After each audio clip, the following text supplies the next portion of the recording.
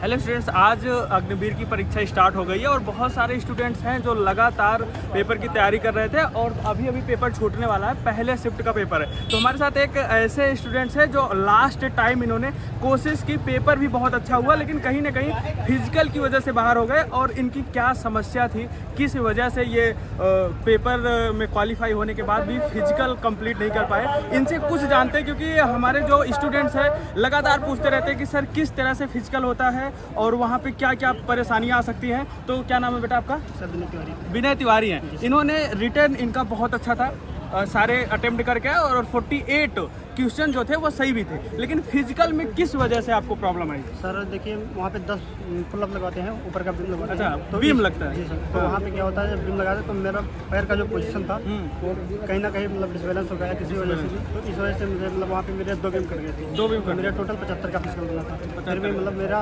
49 question सही थे, जिसमें से इस वजह से मेरिट हाई हो गई। मेरिट हाई हो गई। जो आपका फिजिकल होता है वो 100 मार्क्स का होता है और स्टूडेंट्स यही उम्मीद करता है कि मेरे जो फिजिकल में वो 100/100 ही होंगे। लेकिन कहीं ना कहीं अगर आप दिक्कत करते हैं, तैयारी नहीं करते हैं, चाहे वो बीम में हो चाहे वो रनिंग में हो, तो आपको प्रॉब्लम हो सकती है। रिटेन की अगर मैं बात करूं तो पेपर किस तरह से था? जी सर, अगर देख लीजिए, अगर आर्मी का पेपर जो बंदा नहीं पास कर पाता है फिर वो सरकारी नौकरी की। देखिए क्या कह रहे हैं कि आर्मी का जो पेपर है इतना आसान आता है कि अगर जो आर्मी का भी पेपर अगर क्वालिफाई नहीं कर पा रहा है तो फिर सरकारी नौकरी की तैयारी बिल्कुल भी मत करें।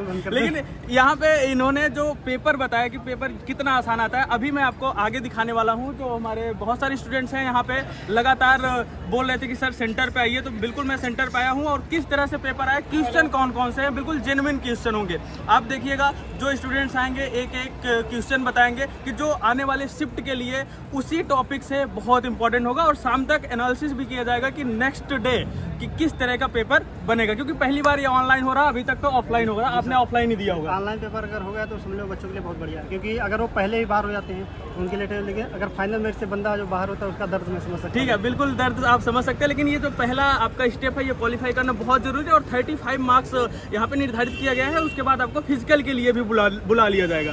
उसके बाद जो फाइनल मेरिट बनती है वो ऑल ओवर इंडिया बनेगी। फाइनल मेरिट आपको ऑल ओवर इंडिया में बनेगी, ठीक है ना। तो अभी मेरे बहुत सारे स्टूडेंट्स हैं, पेपर कैसा रहा और क्वेश्चन क्या रहा, बिल्कुल जेन्युइन क्वेश्चन आपको दिखाने वाले हैं। बने रहे इस वीडियो में लास्ट तक। ओके,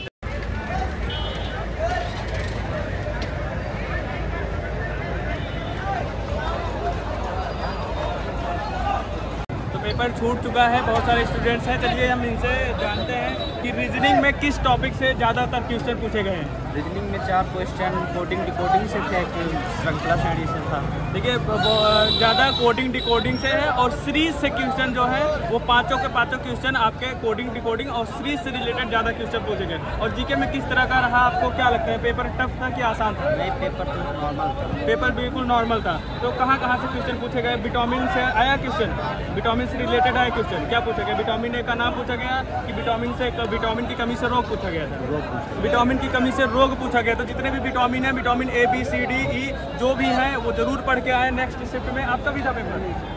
स्टूडेंट्स और है, इनको भी बहुत सारे क्वेश्चन याद है। तो किस तरह से जीके में किस तरह का क्वेश्चन आया है? नॉर्मल जैसे नीरज चोपड़ा वाला फैक्टर है उसी के हिसाब से आया। अच्छा वाला, नीरज चोपड़ा से रिलेटेड क्वेश्चन आया। और किससे रिलेटेड क्वेश्चन आया? और महासागर से रिलेटेड आया है। बड़ा महासागर, सबसे बड़ा महासागर कौन सा है? और क्या आया है? और काफ़ी आया, मतलब मैथ से भी फंसे। रीजनिंग भी बहुत सिंपल आई थी इस बार पेपर। बहुत क्वेश्चन बताइए आप मैथ में किस तरह का क्वेश्चन? मैथ में जैसे फॉर्मूले से रिलेटेड है, अलजेब्रा में a² + b² से रिलेटेड आया। वो सही है, a + b बराबर क्या होता है, रिलेटेड फॉर्मूले से रिलेटेड आया। और किस पे आया क्वेश्चन? और जीके में और क्या याद है आपको? जीके में लूसेंट से ज़्यादा फंसे थे। लूसेंट से ज़्यादा फंसे थे। क्वेश्चन बताइए आप। क्वेश्चन वैसे फिलहाल हमें याद नहीं है। मतलब ताजमहल से रिलेटेड ना। विटामिन से रिलेटेड? विटामिन से भी रिलेटेड नहीं आया। संविधान में आया। संविधान में आया। किस तरह का संविधान? राष्ट्रपति से या प्रधानमंत्री? राष्ट्रपति से। राष्ट्रपति में क्या पूछा गया? राष्ट्रपति की नियुक्ति कैसे होती है या एज पूछा गया था? कब नियुक्ति हुई होगी? राष्ट्रपति की नियुक्ति कब होती है, ठीक है ना? कितने सालों के लिए होती है ये पूछा गया? ये नहीं था। आप नीचे पेपर कब हुई थी? क्या था क्वेश्चन आप बताएं। क्या था क्वेश्चन? क्वेश्चन याद है कोई? क्या पूछे गए थे? देखिए भारत के गृह मंत्री पूछे गए, यानी कि मंत्री की लिस्ट जो है वो आप जरूर तैयार कराना। भारत का गृह मंत्री, सभ्यता पूछी गई।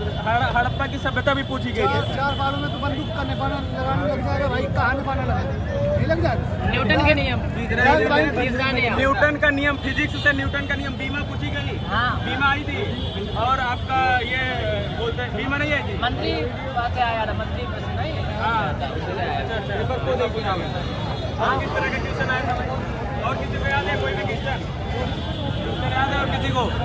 और मात्रक पूछा गया था, बल का मात्रक, दाब का मात्रक, नहीं, औसत पूछा गया था। वो तो मैथ का क्वेश्चन हो गया ना, औसत से क्वेश्चन पूछा गया, ये तो फिक्स था। और क्या सूर्य मंदिर पूछा गया, देखिए मोस्ट इंपोर्टेंट क्वेश्चन था, सूर्य मंदिर कहाँ पर स्थित है, ये पूछा गया था। और क्या पूछा गया था? रीजनिंग में सिर्फ 2 चैप्टर से क्वेश्चन ज्यादा उठे हैं। जो आपका पहला चैप्टर था कोडिंग डिकोडिंग, दूसरा चैप्टर सीरीज, जो हर एक प्रैक्टिस सेट में कराया जाता है, और यहाँ से ज्यादा क्वेश्चन पूछे गए। मैथ में सन्निकरण से भी क्वेश्चन उठे हैं। और भाई किस तरह का क्वेश्चन था, कोई बता सकता है?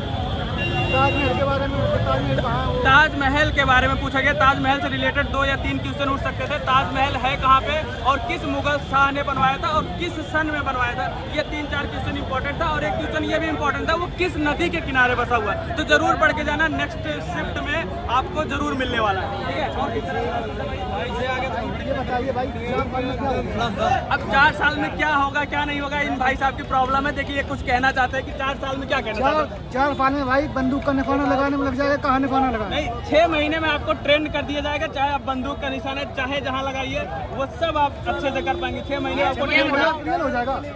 रोटी तुम्हारे 2 खाने के लिए है, एक दिन में तुम्हें 6 खा सकते हो, आप ये बताइए। गवर्नमेंट ने क्या किया हुआ, 25% आपको परमानेंट किए जाएंगे, 75% आप बाहर किए जाएंगे, लेकिन 25% जाएंगे, इसका कारण क्यों?